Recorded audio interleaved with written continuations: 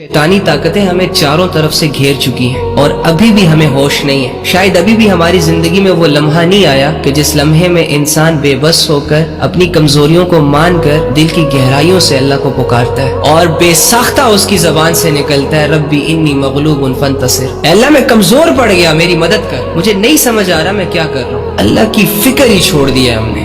तो याद रखिए, फिर जो अल्लाह की फिक्र छोड़ देता है ना, तो अल्लाह भी ऐसे लोगों की फिक्र छोड़ देता है। और अल्लाह रब्बुल इज्जत के छोड़ने का मतलब ये नहीं है कि अब तुम्हारी जो मर्जी है करो, बल्कि अगर समझाने के बावजूद तुम नहीं समझ रहे, अल्लाह तुम्हें अपनी तरफ बुला रहा है और तुम नहीं आ रहे, मौज मस्ती और रंगीनियों में मसरूफ हो, तो अल्लाह रब्बुल इज्जत ऐसे इंसानों को इनके गंदे आमाल के हवाले कर देता है और दिन ब दिन इनके गुनाहों में इजाफा होता चला जाता है। फिर इनका जो दोस्त होता है ना, वो अल्लाह नहीं होता, शैतान बन जाता है। और शैतान जिसका दोस्त होता है उसके मजे होने वाले हैं इस दुनिया में, गुनाहों की हर लज्जत उसे मिलने वाली है, क्योंकि तमाम गुनाह अब इसके लिए आसान हो जाएंगे। लेकिन जो लोग अपने नफ्स को लगाम डालते हैं, जो अपने नफ्स को ये समझाते हैं कि देख 60-70 साल की जिंदगी है, आज जमीन के जिस टुकड़े पर तू अकड़ कर चल रहा है, कल इसी जमीन ने तुझे अपने अंदर समा लेना है, ऐशो इशरत के ख्वाब ना देख, यहाँ से जाना है। बजाय इसके कि आप अपनी जवानी को गुरूर और तकब्बुराना अंदाज में गुजारें,